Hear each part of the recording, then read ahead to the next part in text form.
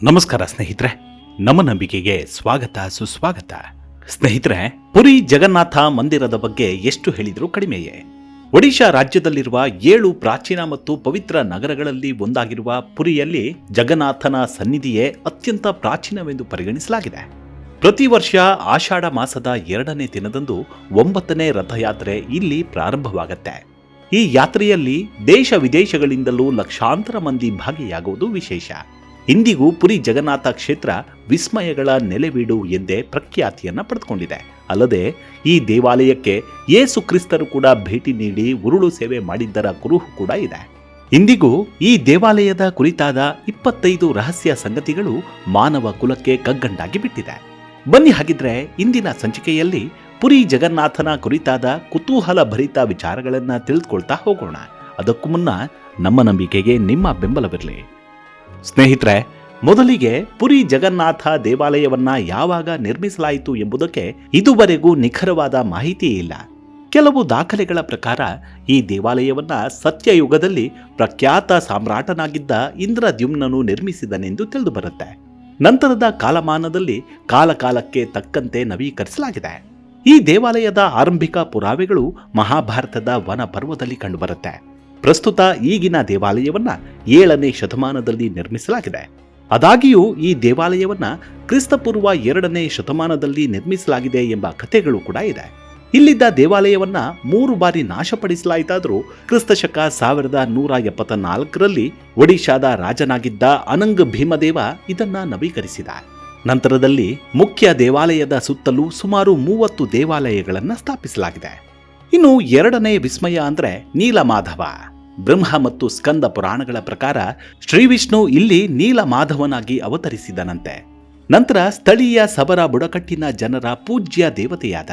ಅಂದಿನಿಂದ ಇಂದಿನವರೆಗೂ ಜ್ಯೇಷ್ಠ ಪೂರ್ಣಿಮೆಯಿಂದ ಆಷಾಢ ಪೂರ್ಣಿಮೆಯವರೆಗೆ ಸಬರ ಸಮುದಾಯವು ದೈತ್ಯಪತಿಯಾದ ಜಗನ್ನಾಥನಿಗೆ ಸಮರ್ಪಿತವಾದ ಎಲ್ಲ ಆಚರಣೆಗಳನ್ನು ನಿರ್ವಹಿಸುತ್ತಾರೆ. ಇನ್ನು 3ನೇ ವಿಸ್ಮಯ ಅಂದ್ರೆ ಶ್ರೀಹರಿಯನ್ನ ಇಲ್ಲಿ ರಾಮನ ರೂಪವೆಂದು ಪರಿಗಣಿಸಲಾಗುತ್ತೆ. ರಾಮಾಯಣದ ಪ್ರಕಾರ ರಾಮನು ರಾವಣನ ಸಹೋದರ ವಿಭೀಷಣನಿಗೆ ತನ್ನ ಇಕ್ಷ್ವಾಕು ಕುಲದ ಕುಲದೇವನಾದ ಜಗನ್ನಾಥನನ್ನ ಪೂಜಿಸಲು ಹೇಳಿದ ಉಲ್ಲೇಖವಿದೆ. ಅಂದಿನಿಂದ ಇಲ್ಲಿ ವಿಭೀಷಣನನ್ನ ಪೂಜಿಸುವ ಸಂಪ್ರದಾಯ ಮುಂದುವರೆದುಕೊಂಡು ಬಂದಿದೆ. ಇನ್ನು 4ನೇ ಅಚ್ಚರಿ ಅಂದ್ರೆ ನೀಲಮಾತೆಯನ್ನ ವಿಷ್ಣುವಿನ 8ನೇ ಅವತಾರವಾದ ಶ್ರೀಕೃಷ್ಣನನ್ನಾಗಿ ಪೂಜಿಸಲಾಗುತ್ತೆ. ಕೃಷ್ಣನ ಜೊತೆಗೆ ಅಣ್ಣ ಬಲಭದ್ರ ಮತ್ತು ಸಹೋದರಿ ಸುಭದ್ರೆಯನ್ನ ಪೂಜಿಸಲು ಪ್ರಾರಂಭಿಸುತ್ತಾರೆ. ಇದರ ಹಿಂದೆಯೂ ಕೂಡ ಒಂದು ದೊಡ್ಡ ಕಥೆ ಇದೆ. ಇನ್ನು 5ನೇ ಅಚ್ಚರಿ ಅಂದ್ರೆ ಸ್ಕಂದ ಪುರಾಣದ ಪ್ರಕಾರ ಪುರಿ ದಕ್ಷಿಣಾಭಿಮುಖ ಶಂಖವನ್ನ ಹೋಲುತ್ತೆ. ಸುಮಾರು 16 ಕಿಲೋಮೀಟರ್ ವಿಸ್ತೀರ್ಣವನ್ನು ಹೊಂದಿದ್ದು ಈ ಪ್ರದೇಶದ 2 ಮೈಲು ಬಂಗಾಳ ಕೊಲ್ಲಿಯಲ್ಲಿ ಮುಳುಗಿದೆ ಎಂದು ನಂಬುತ್ತಾರೆ. ಇದರ ಹೊಟ್ಟೆಯು ಚಿನ್ನದ ಮರಳಿನಿಂದ ಆವೃತವಾಗಿದ್ದು ಮಹೋದಧಿಯ ಪವಿತ್ರ ನೀರಿನಿಂದ ನಿರಂತರವಾಗಿ ಅಭಿಷೇಕ ಮಾಡಲ್ಪಡುತ್ತದಂತೆ. ತಲೆಯ ಭಾಗವು ಪಶ್ಚಿಮಕ್ಕೆ ಮುಖ ಮಾಡಿದ್ದು ಶಿವನಿಂದ ರಕ್ಷಿಸಲ್ಪಟ್ಟಿದೆ. ಶಂಖದ 2ನೇ ವೃತ್ತದಲ್ಲಿ ಶಿವನ ಮತ್ತೊಂದು ರೂಪವಾದ ಬ್ರಹ್ಮ ಕಪಾಲ ಮೋಚನ ಕುಳಿತಿದ್ದಾನೆ. ಬ್ರಹ್ಮನ ತಲೆ ಕಡಿದಾಗ ಒಂದು ತಲೆ ಭೈರವನ ಕೈಗೆ ಅಂಟಿಕೊಂಡಿತ್ತು. ಅಂದಿನಿಂದ ಶಿವನನ್ನ ಇಲ್ಲಿ ಬ್ರಹ್ಮನ ರೂಪದಲ್ಲಿ ಪೂಜಿಸಲಾಗುತ್ತೆ. ಶಂಖದ 3ನೇ ವೃತ್ತದಲ್ಲಿ ತಾಯಿ ವಿಮಲ ವಾಸಿಸುತ್ತಾಳೆ ಮತ್ತು ಹೊಕ್ಕಳಲ್ಲಿ ಜಗನ್ನಾಥನು ರಥ ಸಿಂಹಾಸನದ ಮೇಲೆ ಕುಳಿತಿದ್ದಾನೆ. ಸಮುದ್ರದಿಂದ ರಾಮನ ಭಂಟ ಹನುಮ ವಾಯುರೂಪಿಯಾಗಿ ಈ ಪ್ರದೇಶವನ್ನ ರಕ್ಷಿಸುತ್ತಿದ್ದಾನೆಂದು ನಂಬಲಾಗಿದೆ. ಇನ್ನು 6ನೆಯ ವಿಸ್ಮಯವೆಂದರೆ ಶ್ರೀಕೃಷ್ಣ, ಬಲರಾಮ ಮತ್ತು ಸುಭದ್ರೆಯರ ಅಪೂರ್ಣವಾದ ವಿಗ್ರಹಗಳು. ಅಪೂರ್ಣವಾದ ಮರದ ವಿಗ್ರಹಗಳನ್ನ ಪ್ರತಿಷ್ಠಾಪಿಸಲಾಗಿರುವ ಜಗತ್ತಿನ ಏಕೈಕ ದೇವಾಲಯ ಇದಾಗಿದೆ. ಪ್ರತಿ ವರ್ಷ ವಿಗ್ರಹಗಳನ್ನು ಬದಲಾಯಿಸಲಾಗುತ್ತೆ. ಅಪೂರ್ಣ ಮರದ ವಿಗ್ರಹಗಳ ಹಿಂದೆ ರಾಜ ಇಂದ್ರದ್ಯುಮ್ನ ಮತ್ತು ಅವನ ಪತ್ನಿ ಗುಂಡಿಚರಿಗೆ ಸಂಬಂಧಿಸಿದ ಪುರಾಣ ಕಥೆ ಇದೆ. ಇನ್ನು 7ನೆಯದ್ದು ಶ್ರೀ ಜಗನ್ನಾಥ ದೇವಾಲಯದ ಮೇಲಿರುವ ಕೆಂಪು ಧ್ವಜ. ಈಗಾಗಲೇ ಧ್ವಜದ ಕುರಿತಾದ ವಿಡಿಯೋ ಮಾಡಲಾಗಿದೆ, ಅದರ ಲಿಂಕ್ ಕೂಡ ಟ್ಯಾಗ್ ಆಗಿದೆ. ಹೀಗೆ ಈ ಧ್ವಜವು ಯಾವಾಗಲೂ ವಿರುದ್ಧ ದಿಕ್ಕಿನಲ್ಲಿ ಹಾರುತ್ತಿರುತ್ತೆ. ಇದು ಏಕೆ ಸಂಭವಿಸುತ್ತೆ ಎಂಬುದನ್ನು ವಿಜ್ಞಾನಿಗಳು ವಿವರಿಸಬಹುದಾದರೂ ಅದರಲ್ಲಿ ಗೊಂದಲವಂತೂ ಇದ್ದೇ ಇರುತ್ತೆ. ಇನ್ನು 8ನೆಯದ್ದು ಗುಮ್ಮಟಕ್ಕೆ ನೆರಳು ಬೀಳೋದಿಲ್ಲ. ದೇವಾಲಯದ ಸಮೀಪದಿಂದ ಗುಮ್ಮಟವನ್ನು ನೋಡುವುದು ಅಸಾಧ್ಯ.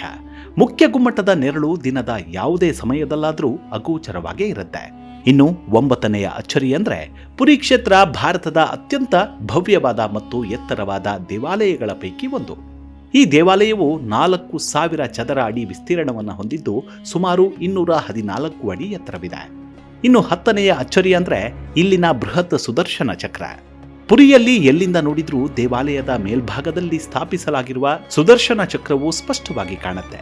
ನೀಲಚಕ್ರ ಎಂದು ಕರೆಯಲ್ಪಡುವ ಸುದರ್ಶನವು ಇದು 8 ಲೋಹಗಳಿಂದ ಮಾಡಲ್ಪಟ್ಟಿರುವಂಥದ್ದು. ಅಲ್ಲದೆ ಇದನ್ನ ಅತ್ಯಂತ ಪವಿತ್ರವೆಂದು ಪರಿಗಣಿಸಲಾಗಿದೆ. ಈಗಾಗಲೇ ಸುದರ್ಶನ ಚಕ್ರದ ಕುರಿತಾದ ಸಂಪೂರ್ಣ ಮಾಹಿತಿಯ ವಿಡಿಯೋ ಕೂಡ ಮಾಡಿದ್ದೇವೆ. ಈ ವಿಡಿಯೋದ ಕೊನೆಯಲ್ಲಿ ಲಿಂಕ್ ಸಿಗುತ್ತೆ, ದಯವಿಟ್ಟು ವೀಕ್ಷಿಸಿ. ಇನ್ನು 11ನೆಯ ಅಚ್ಚರಿ ಅಂದ್ರೆ ಗಾಳಿಯ ದಿಕ್ಕು. ಸಾಮಾನ್ಯ ದಿನಗಳಲ್ಲಿ ಗಾಳಿಯು ಸಮುದ್ರದಿಂದ ದಡದ ಕಡೆಗೆ ಬೀಸಿದ್ರೆ ಸಂಜೆ ವೇಳೆಗೆ ದಡದಿಂದ ಸಮುದ್ರದ ಕಡೆಗೆ ತದ್ವಿರುದ್ಧವಾಗಿ ಬೀಸುತ್ತೆ. ಇನ್ನು 12ನೆಯ ಅಚ್ಚರಿ ಅಂದ್ರೆ ದೇವಾಲಯದ ಗುಮ್ಮಟದ ಸುತ್ತಲೂ ಯಾವುದೇ ಪಕ್ಷಿಗಳು ಹಾರುತ್ತಿರುವ ನಿದರ್ಶನವೇ ಇಲ್ಲ. ವಿಮಾನಗಳು, ಹೆಲಿಕಾಪ್ಟರ್ಗಳು ಕೂಡ ಈ ದೇವಾಲಯದ ಮೇಲೆ ಹಾರಲು ಸಾಧ್ಯವಿಲ್ಲವಂತೆ. ಒಂದು ವೇಳೆ ಅಂತಹ ಘಟನೆ ಸಂಭವಿಸಿದ್ರೆ ಅದು ಅಶುಭವೆಂದು ಪರಿಗಣಿಸಲಾಗುತ್ತೆ. ಈ ವರ್ಷದ ಪ್ರಾರಂಭದಲ್ಲಿ ಈ ಗೋಪುರವನ್ನ 3 ಸುತ್ತು ಹಾಕಿದ ಹದ್ದೊಂದು ಉತ್ತರ ದಿಕ್ಕಿನತ್ತ ಹಾರಿತು. ಇದಾದ ಕೆಲವೇ ದಿನಗಳಲ್ಲಿ ಜಮ್ಮುವಿನಲ್ಲಿ ಉಗ್ರರು ಅಟ್ಟಹಾಸವನ್ನ ಮೆರೆದದ್ದು ದುರಂತಕ್ಕೆ ಸಾಕ್ಷಿಯಾಗಿ ನಿಂತಿದೆ. ಇನ್ನು 13ನೆಯ ವಿಸ್ಮಯ ಅಂದ್ರೆ ಪುರಿ ಜಗನ್ನಾಥ ದೇವಾಲಯವು ವಿಶ್ವದ ಅತಿದೊಡ್ಡ ಅಡುಗೆ ಮನೆಯನ್ನ ಹೊಂದಿದೆ. 800 ಅಡುಗೆಯವರು ಮತ್ತು 300 ಸಹಾಯಕರು ಕೂಡಿ ಜಗನ್ನಾಥನಿಗೆ ನೈವೇದ್ಯವನ್ನ ಸಿದ್ಧಪಡಿಸುತ್ತಾರೆ. ಸರಿಸುಮಾರು 2 ಮಿಲಿಯನ್ ಭಕ್ತರು ಇಲ್ಲಿ ಊಟವನ್ನ ಮಾಡಬಹುದು. ದೇವಾಲಯದ ಅಡುಗೆ ದಾಸ್ತಾನು ವರ್ಷ ಪೂರ್ತಿ ತುಂಬಿರುತ್ತೆ. ಒಂದೇ ಒಂದು ನೈವೇದ್ಯವು ವ್ಯರ್ಥವಾಗುವುದಿಲ್ಲ. 20,000 ಜನರಿಗೆ ದೈನಂದಿನ ನೈವೇದ್ಯಗಳನ್ನು ನೀಡಲಾಗುತ್ತೆ. ಆದರೆ ಹಬ್ಬದ ದಿನಗಳಲ್ಲಿ 1 ರಿಂದ 5 ಲಕ್ಷ ಜನರಿಗೆ ದಾಸೋಹವನ್ನು ಏರ್ಪಡಿಸಲಾಗುತ್ತೆ. ಒಂದು ವೇಳೆ ನಿರೀಕ್ಷೆಗೆ ಮೀರಿ ಲಕ್ಷಾಂತರ ಜನರು ಬಂದರೂ ಕೂಡ ಯಾರಿಗೂ ಪ್ರಸಾದದ ಅಭಾವ ಆಗೋದಿಲ್ಲ ಅನ್ನೋದೇ ಅಚ್ಚರಿಯ ಸಂಗತಿ. ಇನ್ನು 14ನೆಯ ಅಚ್ಚರಿ ಅಂದ್ರೆ ಇಲ್ಲಿ ತಯಾರಿಸುವ ಪ್ರಸಾದ. ದೇವಸ್ಥಾನದ ಅಡುಗೆ ಮನೆಯಲ್ಲಿ ಪ್ರಸಾದ ತಯಾರಿಸಲು 7 ಮಡಕೆಗಳನ್ನ ಒಂದರ ಮೇಲೊಂದು ಜೋಡಿಸಲಾಗುತ್ತೆ. ಎಲ್ಲವನ್ನೂ ಒಲೆಯ ಮೇಲೆಯೇ ಬೇಯಿಸಲಾಗುತ್ತೆ. ಈ ಪ್ರಕ್ರಿಯೆಯಲ್ಲಿ ಮೇಲಿನ ಮಡಕೆಯಲ್ಲಿರುವ ಪ್ರಸಾದ ಮೊದಲು ಬೆಂದರೆ ನಂತರ ಕ್ರಮೇಣ ಕೆಳಮುಖವಾಗಿರುವ ಮಡಕೆಗಳು ಬೇಯುತ್ತವೆ. ಇದು ಕೂಡ ಎಲ್ಲ ಕಾಲಮಾನಕ್ಕೂ ಅಚ್ಚರಿ ಹುಟ್ಟಿಸುವಂತಹ ಸಂಗತಿಯೇ. ಇನ್ನು 15ನೆಯ ವಿಸ್ಮಯ ಅಂದ್ರೆ ಸಮುದ್ರದ ಶಬ್ದ. ದೇವಾಲಯದ ಪ್ರವೇಶ ದ್ವಾರದ ಮೊದಲ ಮೆಟ್ಟಿಲು ಪ್ರವೇಶಿಸಿದಾಗ ಸಮುದ್ರದ ಅಲೆಗಳ ಶಬ್ದವೇ ಕೇಳಿಸೋದಿಲ್ವಂತೆ. ಅದೇ ಒಂದು ಹೆಜ್ಜೆಯನ್ನ ಆ ಮೆಟ್ಟಿಲಿನಿಂದ ಕೆಳಗಿಳಿಸಿದ್ರೂ ಅಲೆಗಳ ಆರ್ಭಟದ ಸದ್ದು ಕಿವಿಗಪ್ಪಳಿಸುತ್ತೆ. ಈ ವಿಸ್ಮಯವನ್ನ ಸಂಜೆ ವೇಳೆಯಲ್ಲಿ ಪರೀಕ್ಷಿಸುತ್ತಾರೆ. ಇಂದಿಗೂ ಉತ್ತರವೇ ಸಿಗದ ನಿಘಂಟಾಗಿ ಬಿಟ್ಟಿದೆ. ಇನ್ನು 16ನೆಯ ಅಚ್ಚರಿ ಅಂದ್ರೆ ಹೊರಗಿನಿಂದ ಬರುವ ದುರ್ವಾಸನೆ ದೇವಾಲಯದ ಒಳಗೆ ಬರುವುದೇ ಇಲ್ವಂತೆ. ಅಲ್ಲದೆ ಮತ್ತೊಂದು ಸಂಗತಿ ಅಂದ್ರೆ ದೇವಾಲಯದ ಹೊರಗೆ ಸ್ವರ್ಗದ ದ್ವಾರವಿದೆಯಂತೆ. ಹಾಗಾಗಿ ಅಲ್ಲಿ ಶವಗಳನ್ನು ಸುಡಲಾಗತ್ತೆ. ಮೃತ ಆತ್ಮಗಳು ಮೋಕ್ಷವನ್ನ ಪಡೆಯುತ್ತವೆ ಎಂಬ ನಂಬಿಕೆ ಇದೆ. ದೇವಾಲಯದಿಂದ ಹೊರ ಬಂದಾಕ್ಷಣವೇ ಸುಟ್ಟ ಶವಗಳ ವಾಸನೆ ಮೂಗಿಗೆ ಪಡೆಯುತ್ತೆ. ಇನ್ನು 17ನೆಯ ವಿಸ್ಮಯ ಅಂದ್ರೆ ವಿಗ್ರಹಗಳನ್ನು ಬದಲಾಯಿಸೋದು. ಪ್ರತಿ 12 ವರ್ಷಗಳಿಗೊಮ್ಮೆ ಇಲ್ಲಿನ ಮೂಲ ವಿಗ್ರಹಗಳನ್ನು ನವೀಕರಿಸಲಾಗುತ್ತೆ. ಹೊಸ ವಿಗ್ರಹಗಳನ್ನು ತಯಾರಿಸಲಾಗಿದ್ರೂ ಅವುಗಳ ಆಕಾರ ಮತ್ತು ರೂಪ ಒಂದೇ ಆಗಿರುತ್ತೆ. ಆದರೆ ಈ ವಿಗ್ರಹಗಳನ್ನು ಪೂಜಿಸೋದಿಲ್ಲ, ಸಾರ್ವಜನಿಕ ವೀಕ್ಷಣೆಗೆ ಮಾತ್ರ ಇಡಲಾಗತ್ತೆ. ಇನ್ನು 18ನೇ ಅಚ್ಚರಿ ಅಂದ್ರೆ ಇಲ್ಲಿ ನಡೆಯೋ ವಿಶ್ವದ ಅತಿದೊಡ್ಡ ರಥಯಾತ್ರೆ. ಈ ರಥಯಾತ್ರೆ 5 ಕಿಲೋಮೀಟರ್ ವ್ಯಾಪ್ತಿಯಲ್ಲಿ ಮಾತ್ರ ನಡೆಯುತ್ತೆ. ಇಂದ್ರದ್ಯುಮ್ನನ ಪತ್ನಿಯಾದ ರಾಣಿ ಗುಂಡಿಚಳನ್ನ ಜಗನ್ನಾಥನ ಚಿಕ್ಕಮ್ಮ ಎಂದು ಪರಿಗಣಿಸುತ್ತಾರೆ. ಹಾಗಾಗಿ ಈ ವೇಳೆ ಜಗನ್ನಾಥನ ಚಿಕ್ಕಮ್ಮನ ಮನೆಯಲ್ಲಿ 8 ದಿನಗಳ ಕಾಲ ಇರುತ್ತಾನಂತೆ ಜಗನ್ನಾಥ. ಇದು ಆಷಾಢ ಶುಕ್ಲ ದಶಮಿ ಎಂದು ನಡೆಯುತ್ತೆ.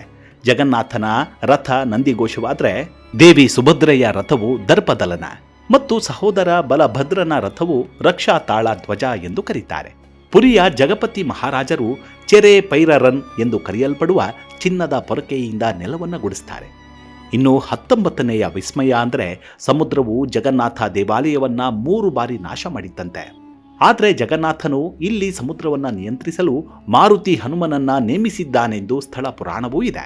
ಆದರೆ ಮತ್ತೊಂದು ಕಥೆಯನ್ವಯ ಕೆಲವೊಮ್ಮೆ ಹನುಮನಿಗೆ ಜಗನ್ನಾಥ, ಬಲಭದ್ರ ಮತ್ತು ಸುಭದ್ರೆಯನ್ನ ನೋಡುವ ಇಚ್ಛೆಯಾಗಿತ್ತಂತೆ. ತನ್ನ ಪ್ರಭುವನ್ನ ನೋಡಲು ನಗರವನ್ನ ಪ್ರವೇಶಿಸುತ್ತಿದ್ದನಂತೆ. ಆಗ ಹನುಮನ ಹಿಂದೆಯೇ ಸಮುದ್ರದ ಭೀಕರ ಅಲೆಗಳು ಪ್ರವೇಶಿಸಿ ಹಾನಿ ಮಾಡುತ್ತಿದ್ದವಂತೆ. ಹಾಗಾಗಿ ಜಗನ್ನಾಥನು ಚಿನ್ನದ ಸಂಕೋಲೆಯಿಂದ ಬಂಧಿಸಿದನೆಂಬ ಕಥೆಯೂ ಇದೆ. ಇಂದಿಗೂ ಜಗನ್ನಾಥ ಪುರಿಯಲ್ಲಿ ಸಮುದ್ರ ತೀರದಲ್ಲಿ ಬೇಡಿ ಹನುಮ ಎಂಬ ಪ್ರಾಚೀನ ಮತ್ತು ಪ್ರಸಿದ್ಧ ದೇವಾಲಯವೂ ಇದೆ. ಈ ದೇವಾಲಯದ ಕುರಿತಾದ ಮಾಹಿತಿಯನ್ನು ವಿಡಿಯೋ ಮಾಡಿದ್ದೇವೆ. ದಯವಿಟ್ಟು ಈ ವಿಡಿಯೋದ ಕೊನೆಯಲ್ಲಿ ಲಿಂಕ್ ಸಿಗುತ್ತೆ, ವೀಕ್ಷಿಸಿ. ಇನ್ನು 20ನೆಯ ಅಚ್ಚರಿಯ ಸಂಗತಿ ಅಂದ್ರೆ ಹನುಮಂತನೇ ಸಮುದ್ರದ ಅಲೆಗಳ ಆರ್ಭಟದ ಶಬ್ದವನ್ನ ದೇವಾಲಯದ ಒಳಗೆ ಪ್ರವೇಶಿಸದಂತೆ ತಡೆ ಹಿಡಿದಿದ್ದಾನಂತೆ. ಅದಕ್ಕೂ ಕೂಡ ಒಂದು ಪೌರಾಣಿಕ ಕಥೆ ಇದೆ. ಒಮ್ಮೆ ನಾರದರು ಹನುಮಂತನಿಗೆ ಹೇಳ್ತಾರೆ, ನೋಡು ಹನುಮ, ಈ ಸಮುದ್ರದ ಆರ್ಭಟದ ಸದ್ದು ವಿಷ್ಣು ದೇವಾಲಯದೊಳಗೆ ಪ್ರವೇಶಿಸಿ ಜಗನ್ನಾಥನ ನಿದ್ರೆಯನ್ನ ಭಂಗ ಮಾಡುತ್ತಿದೆ. ಏನಾದರೊಂದು ಮಾಡು ಎನ್ನುತ್ತಾರೆ. ಇದನ್ನ ಕೇಳಿದ ಹನುಮ ಕೋಪಗೊಂಡು ಸಮುದ್ರವನ್ನ ದೂರ ಸರಿಯಲು ಆದೇಶಿಸಿದ. ಕೂಡಲೇ ಹನುಮನ ಕೋಪಕ್ಕೆ ಬೆದರಿದ ಸಮುದ್ರ ರಾಜ ಪ್ರತ್ಯಕ್ಷನಾಗ್ತಾನೆ. ಹೇ ಹನುಮನೇ, ಇದರಲ್ಲಿ ನನ್ನ ತಪ್ಪೇನಿದೆ? ನನ್ನ ಧ್ವನಿಯನ್ನ ನಿನ್ನ ತಂದೆ ವಾಯುದೇವನೇ ಎಲ್ಲ ದಿಕ್ಕುಗಳಲ್ಲಿಯೂ ಹೊತ್ತೊಯ್ಯುತ್ತಿದ್ದಾನೆ. ನೀನು ಅವನನ್ನ ವಿನಂತಿಸು ಎಂದು ಸಲಹೆ ನೀಡಿದ. ನಂತರ ಹನುಮನು ಒಂಟಿ ಕಾಲಿನಲ್ಲಿ ನಿಂತು ತನ್ನ ಪಿತನಾದ ವಾಯುದೇವನನ್ನ ಭಕ್ತಿಪೂರ್ವಕವಾಗಿ ಕರೆದ. ಈ ಶಬ್ದವನ್ನ ಜಗನ್ನಾಥನ ಗರ್ಭದೊಳಗೆ ಒಳನುಸುಳದಂತೆ ತಡೆಯಲು ವಿನಂತಿಸಿದ. ಮಗನ ಪ್ರಾರ್ಥನೆಗೆ ಓಗೊಟ್ಟು ಪ್ರತ್ಯಕ್ಷನಾದ ವಾಯುದೇವನು, ಮಗನೇ, ನಿನ್ನ ಪ್ರಾರ್ಥನೆಗೆ ಮೆಚ್ಚಿದ್ದೇನೆ. ಆದರೆ ವಿನಾಕಾರಣ ಶಬ್ದ ತಡೆ ಹಿಡಿಯುವುದು ಅಸಾಧ್ಯ. ಆದರೆ ನಿನಗೊಂದು ಪರಿಹಾರವನ್ನ ಹೇಳುತ್ತೇನೆ. ದೇವಾಲಯದ ಸುತ್ತಲೂ ಶಬ್ದವಿಲ್ಲದ ಗಾಳಿ ತುಂಬಿದ ವೃತ್ತವನ್ನು ರಚಿಸು. ಇದರಿಂದ ನಿನ್ನ ಆಕಾಂಕ್ಷೆಯೆಲ್ಲವೂ ಫಲಿಸುತ್ತದೆ ಎನ್ನುತ್ತಾನೆ. ನಂತರ ಹನುಮನು ತನ್ನನ್ನ ತಾನು 2 ಭಾಗಗಳಾಗಿ ವಿಂಗಡಿಸಿಕೊಂಡು ಗಾಳಿಗಿಂತ ವೇಗದಲ್ಲಿ ದೇವಾಲಯವನ್ನ ಸುತ್ತಲು ಪ್ರಾರಂಭಿಸಿದ. ಈ ವೇಗಕ್ಕೆ ಗಾಳಿಯ ವೃತ್ತವೇ ದೇವಾಲಯದ ಆವರಣದಲ್ಲಿ ರಕ್ಷಾ ಕವಚದಂತೆ ಸೃಷ್ಟಿಯಾಯಿತು. ಹೊರಗಿನ ಶಬ್ದವು ದೇವಾಲಯದ ಒಳಗೆ ಪ್ರವೇಶಿಸಲೇ ಇಲ್ಲ. ಅಂದಿನಿಂದ ಜಗನ್ನಾಥನು ನೆಮ್ಮದಿಯಾಗಿ ಮಲಗಿದನೆಂಬ ಕಥೆಯೂ ಇದೆ. ಇನ್ನು 21ನೆಯ ವಿಸ್ಮಯ ಅಂದರೆ ಪಾಂಡವರು ಇಲ್ಲಿಗೆ ಭೇಟಿ ನೀಡಿದ್ದು. ದಂತಕಥೆ ಪ್ರಕಾರ ದ್ರೌಪದಿ ಮತ್ತು ಪಂಚಪಾಂಡವರು ತಮ್ಮ ವನವಾಸದ ಸಮಯದಲ್ಲಿ ಜಗನ್ನಾಥನನ್ನ ಭೇಟಿ ಮಾಡಲು ತೆರಳಿದ್ದರಂತೆ. ಅದರ ಕುರುಹಾಗಿ ಇಂದಿಗೂ ಪಾಂಡವರು ಬಂದು ಹೋದ ಸ್ಥಳ ಜಗನ್ನಾಥ ದೇವಾಲಯದಲ್ಲಿದೆ. ಜಗನ್ನಾಥನು ಚಂದ್ರನ ಯಾತ್ರೆಗೆ ಹೋದಾಗ ಪಂಚಪಾಂಡವರು ಒಡಗೂಡಿ ನರೇಂದ್ರ ಸರೋವರಕ್ಕೆ ಹೋದರು ಎಂದು ಹೇಳಲಾಗುತ್ತೆ. ಇಂದಿಗೂ 21 ದಿನಗಳ ಚಂದ್ರನ ಯಾತ್ರೆಯನ್ನ ಶ್ರೀ ಮಂದಿರದಲ್ಲಿ ನಡೆಸಲಾಗುತ್ತೆ. ಇನ್ನು 22ನೇ ಅಚ್ಚರಿಯ ಸಂಗತಿ ಅಂದರೆ ಸಿಖ್ ಚಕ್ರವರ್ತಿಯಾದ ಮಹಾರಾಜ ರಂಜಿತ್ ಸಿಂಗ್ ಈ ದೇವಾಲಯಕ್ಕೆ ಅಪಾರ ಪ್ರಮಾಣದ ಚಿನ್ನವನ್ನ ದಾನ ಮಾಡಿದ. ಈ ಚಿನ್ನ ಅದೆಷ್ಟಿತ್ತೆಂದ್ರೆ ಅಮೃತಸರದ ಸ್ವರ್ಣ ದೇವಾಲಯಕ್ಕೆ ದಾನ ಮಾಡಿದ ಚಿನ್ನಕ್ಕಿಂತಲೂ 10 ಪಟ್ಟು ಹೆಚ್ಚಿನದಾಗಿತ್ತು. ಇನ್ನು 23ನೇ ವಿಸ್ಮಯ ಅಂದರೆ ಯೇಸು ಕ್ರಿಸ್ತರು ಕೂಡ ಭಗವಂತನ ನೋಡಲು ಇಲ್ಲಿಗೆ ಭೇಟಿ ನೀಡಿದ್ದರಂತೆ. ಕೆಲವು ಪುಸ್ತಕಗಳು ಮತ್ತು ಜಾನಪದ ಕಥೆಗಳು ಕೂಡ ಯೇಸು ಕ್ರಿಸ್ತರು ಕಾಶ್ಮೀರಕ್ಕೆ ರೇಷ್ಮೆ ಮಾರ್ಗದ ಮೂಲಕ ಪ್ರಯಾಣಿಸುತ್ತಿದ್ದಾಗ ಬೆತ್ಲೆಹೆಮ್ಗೆ ಹಿಂತಿರುಗುವಾಗ ಜಗನ್ನಾಥನನ್ನ ಭೇಟಿ ಮಾಡಿದ್ದಾಗಿ ಸೂಚಿಸುತ್ತವೆ. ಆದಿ ಶಂಕರಾಚಾರ್ಯರು ಕೂಡ ಈ ಸ್ಥಳಕ್ಕೆ ಭೇಟಿ ನೀಡಿ ಗೋವರ್ಧನ ಮಠವನ್ನ ಸ್ಥಾಪಿಸಿದರು. ಇದು ಇಲ್ಲಿನ 4 ಮಠಗಳಲ್ಲಿ ಒಂದಾಗಿದೆ.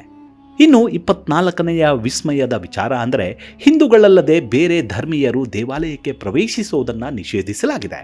ಈ ನಿರ್ಬಂಧವು ದೇವಾಲಯ ಮತ್ತು ಸುತ್ತಮುತ್ತಲಿನ ಪ್ರದೇಶಗಳ ಮೇಲೆ ನಡೆಯಬಹುದಾದ ದಾಳಿಗಳನ್ನು ನಿಯಂತ್ರಿಸುವುದಕ್ಕಾಗಿ ತಂದಿರುವ ಕಾನೂನು. ಯಾಕಂದ್ರೆ ಈ ಹಿಂದೆಯೂ ಹಲವು ಬಾರಿ ದೇವಾಲಯಕ್ಕೆ ಹಾನಿ ಮಾಡುವ ಪ್ರಯತ್ನಗಳು ನಡೆದಿದ್ವು. ಇನ್ನು ಕೊನೆಯ 25ನೇ ರಹಸ್ಯ ಅಂದರೆ ದೇವಾಲಯದ ಬಗ್ಗೆ ಕೆಲವು ವರದಿಗಳು ಹಾಗೂ ಕಥೆ ಕಾವ್ಯಗಳಲ್ಲಿ ಈ ದೇವಾಲಯದ ಸ್ಥಳದಲ್ಲಿ ಅಪಾರ ಪ್ರಮಾಣದ ನಿಧಿ ಇದೆ ಎಂತಲೂ ಆ ಸ್ಥಳವೇ ಮೋಕ್ಷ ಸ್ಥಳ ಎಂಬ ನಂಬಿಕೆ ಭಾರತೀಯ ಸನಾತನಿಗಳದ್ದು. 100 ವರ್ಷಗಳ ಕಾಲ ಜಗನ್ನಾಥ ಮಂದಿರ ಮರಳಿನ ಅಡಿಯಲ್ಲಿ ಹೂತು ಹೋಗಿದ್ದ ಒಂದು ಕಾಲವಿತ್ತಂತೆ. ಭವಿಷ್ಯದಲ್ಲೂ ಅದೇ ಸಂಭವಿಸುತ್ತೆ ಎಂದು ಶಾಸ್ತ್ರಗಳಲ್ಲಿ ಉಲ್ಲೇಖವಿದೆ. ಅಂತೂ ಈ ದೇವಾಲಯದ ಬಗ್ಗೆ ಹೇಳ್ತಾ ಹೋದಷ್ಟು ಕುತೂಹಲವಾಗಲಿ ಅದರ ಶಕ್ತಿಯಾಗಲಿ ಕುಂದದೇ ಇರೋದು ನಮ್ಮ ಸನಾತನ ಸಂಸ್ಕೃತಿಗೆ ಹಿಡಿದ ಕೈಗನ್ನಡಿಯಲ್ಲದೆ ಮತ್ತೇನೂ ಅಲ್ಲ. ಮುಂದಿನ ಸಂಚಿಕೆಯಲ್ಲಿ ಮತ್ತೆ ಸಿಗೋಣ. ಅಲ್ಲಿವರೆಗೂ ನಿಮ್ಮ ಆರೋಗ್ಯದ ಕಡೆ ಗಮನವಿರಲಿ. Take care. ನಮಸ್ಕಾರ.